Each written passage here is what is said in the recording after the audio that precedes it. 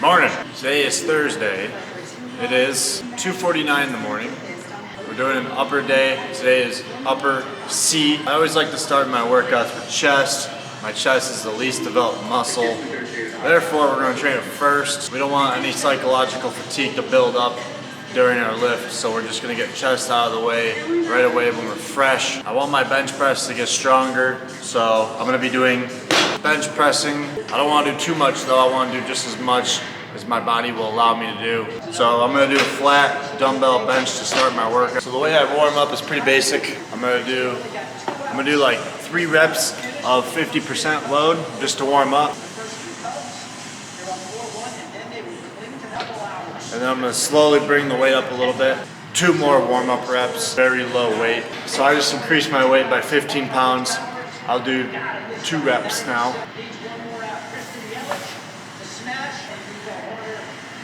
I just increased the weight by another 15 pounds. I'll do 2 reps now. Finishing off the warm-up with the load that I'm going to train with, just for 1 rep. That's a super quick, super effective way to warm up. I do that before I train any muscle, right? So I'll do my sets of chest now normally. I'm done with warming up. But the next muscle group I do, I'll do that same exact routine, my warm-up routine. But you don't need to do that warm-up every single time you start a new exercise, only when you're changing your muscle. I also got one of these Garmin watches. They're a little bit overkill because all I need is just to track my rest times. You can take your heart rate if you want. It'll also tell you how much calories that you burn too. So this will help for cutting weight and gaining weight as well, because it's got that calorie counter and it tracks it by your heartbeat. I'm gonna drop set this one by 10 pounds. Now it's important to remember what you lifted last week. All right, so last week I did 8 reps. I gotta do more than 8 reps for sure.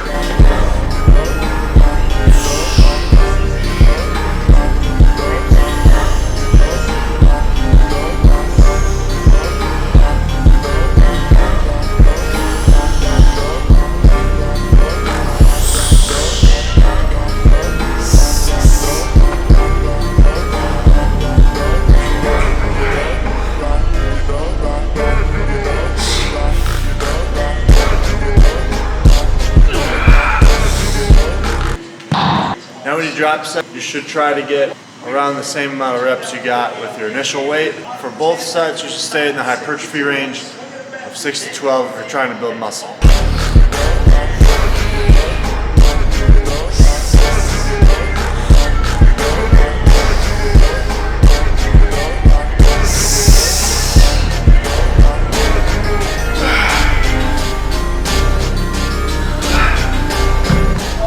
I don't know why that made my hamstring cramp. So for the dumbbell chest presses, those are trained in the lengthened position. Now we're gonna do something that's trained in the short position. All right, we're gonna do this sternal press around. I got my cable set like this, and then what I'll be doing is I'll be going like this, kabam. When you do it, you wanna make sure that your line is straight with the cable the whole time. For example, would be like this, where my arm comes down, but then the cable goes back like that. It almost makes like an acute angle. If you bring it up like this, like the cable comes facing downward, you gotta keep it in line with your arm. So just like that is about perfect. No need for us to warm up on this. We already did our warm-ups. So last week I did 15 reps on this, which is past the hypertrophy range of 6 to 12. So that being said, I'm gonna raise my weight. That is how you progressively overload. Now when you do these, you want to make sure you got long sleeves. If you don't wear long sleeves, the D handle might pinch your skin. So wear long sleeves when you're doing this.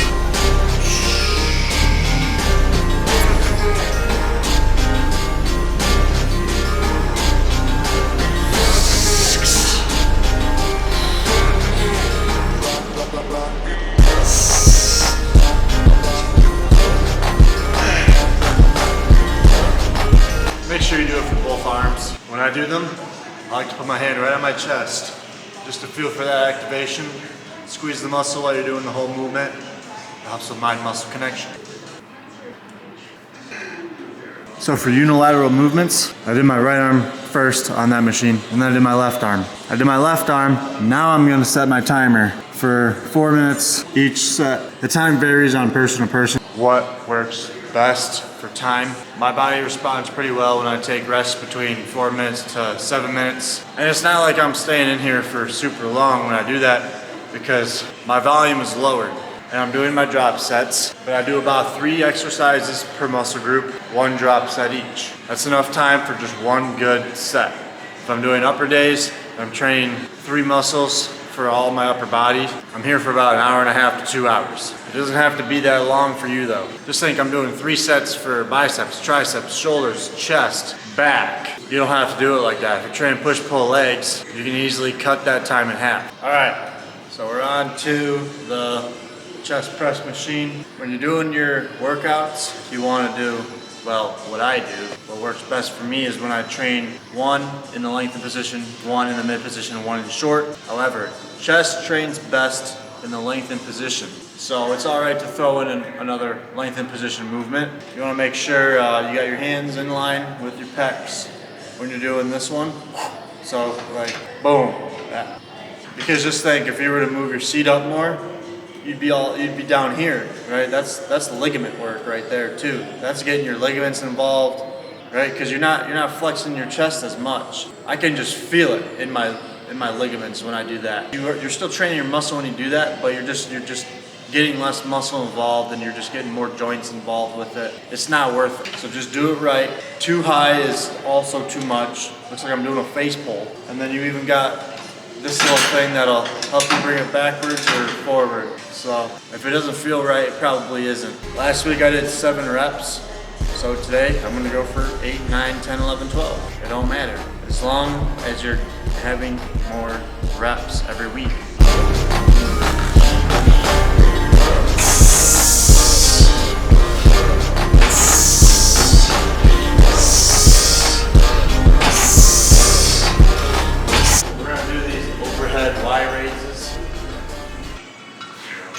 That worked great. They work wonderfully.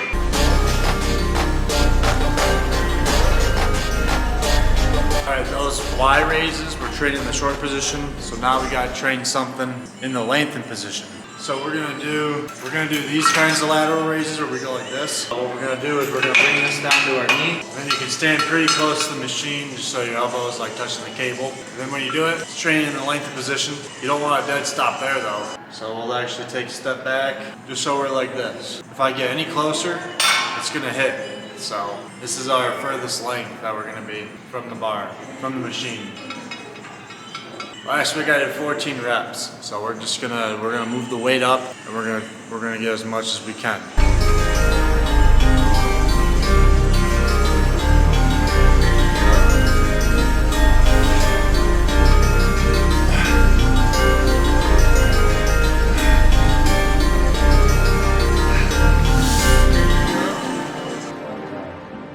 So we're definitely building muscle. Look at that. I like it. Yeah. Cool. So I'm definitely building muscle with what I'm doing now. I've been drop setting, and I've been seeing a lot of improvements from that. So, in my camper van, I will have all cabinets right here, and I'll essentially be boarding up all this ugly stuff in the way, like this little temporary box, this temporary milk crate, and then all these wires, this insulation, this beam up here, all these beams. Everything down here also is just gonna be getting covered up eventually. In order to cover it up, I want some very strong cabinets. So what I'm gonna do is I'm gonna make a little backer wall, right? Because I got these beams that I can screw to, but I don't know if I'm gonna be able to land wood on these beams. So I'm gonna get some 2x4s and I'm gonna screw them from here to here and just make sure that it's nice and supported very well. And I'm gonna do it on this whole run, and then this run. So I'm gonna go get my tape measure, and I'm gonna measure all of these runs. I'm gonna get numbers for the lengths of my 2x4s. Here's a little scrap piece of 2x4. It'll basically be like this, and it's just something for me to screw to, really. Once I get this up and it's fastened like this, then I'll have more things that I can screw to when I start building these cabinets. So I am on the road right now, but I do keep some tools on me. This is literally just enough tools to get the job done for my specific build right now. So here, this thing is just full of tools right now, but a tape measure, but I can open it up. I got everything in here. All right, so I'm at Home Depot right now. I'm just gonna get 2 of these 2x4s. So I got all the tools I'm gonna need for this build: speed square pencil, saw, and then I got the rest inside the van. I'm currently at a Home Depot parking lot right now. So even though I'm on the road, I'm still able to build my van.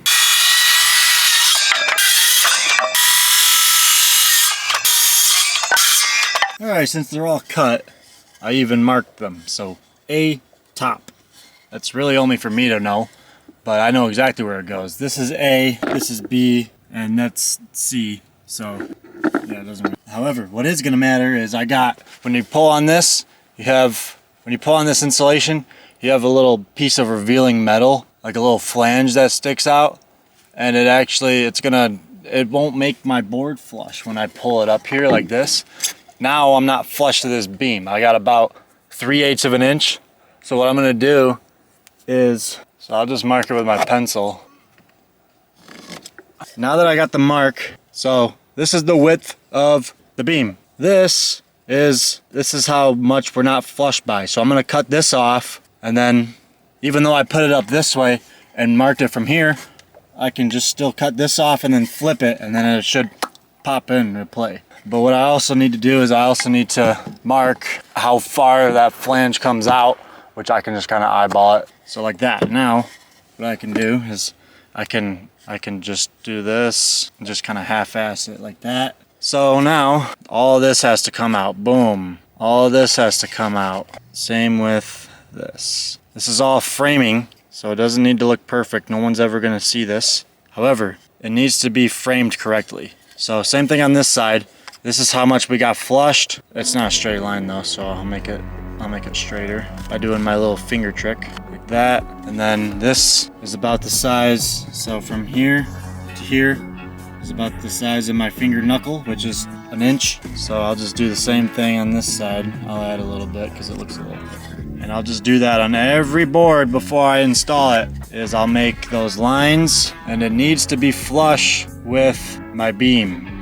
I'd like it to, but if we are flush with the beam, we could always just land some extra screws onto the beam. But if it's not flush, we won't be able to do that. So that's why I'd like it to land flush to this beam. When I get this up here, I should be able to run my finger and it'd feel the same height as this all the way down. So I got my trusty jigsaw here. It's got a cord on it. I have a 120 volt outlet back here, and then I have one in this nest of cords over here. So what I can do is I can just plug it right into my van, and we got power. Make sure you wear your trusty safety glasses.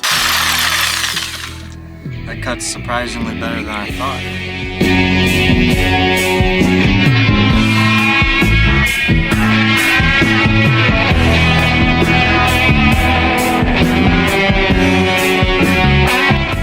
This is nice and flush. That's what we wanted. So now what we'll do is we need to pre-drill some holes. So I'm gonna want to pre-drill a hole here, here, and then on these 2 sides. So now I got my trusty old Craig jig tool.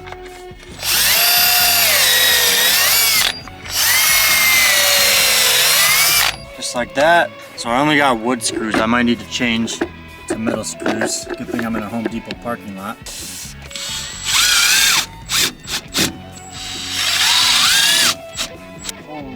That went in way easier than I thought. Well, I guess I can do wood screws because that worked. Yeah, it sucked right in.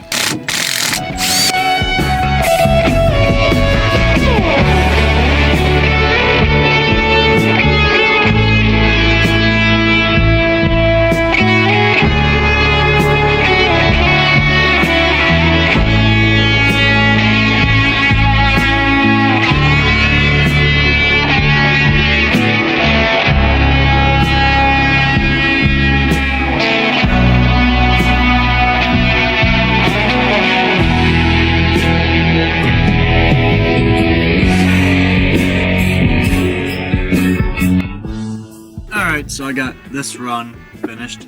I didn't film this run because it was basically the same thing as this one. This run is gonna be a little bit different. I'm gonna install this side how I normally do, but I'm gonna run the 2x4 behind this corner here, like this, and then I'm gonna glue it. I'm gonna put some liquid nail right here, and then just glue it.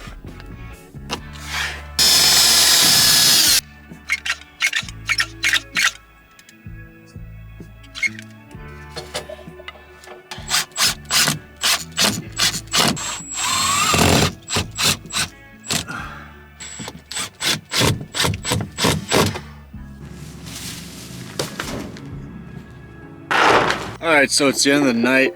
I just got all these built. Yeah, it looks pretty. It's gonna look better once those cabinets get up though. So now my bed is just covered in sawdust right now. So there's two things I usually do. You got your trusty lint roller. That's the first step. First you brush off all the loose stuff, and then you hit it with your lint roller. You pick out all the big stuff, and then you're just left with the little micro pieces that wound up in your bed that still make you itch, and in the middle of the night you'll think that you got bed bugs. I use one of these. This is what is this? It's like a little lint trimmer that you use for clothes, but I use it for my bed. I'm gonna empty it right now. It's totally empty right now, but I'm just gonna show you how effective this is on a bed. So this thing ensures that you get all the little micro pieces of wood out from your bed. I'd say about 75% of all the wood shavings from when you cut. I do so much cutting in my van that it just, all the sawdust just wounds up on my bed. This is my favorite way of doing it.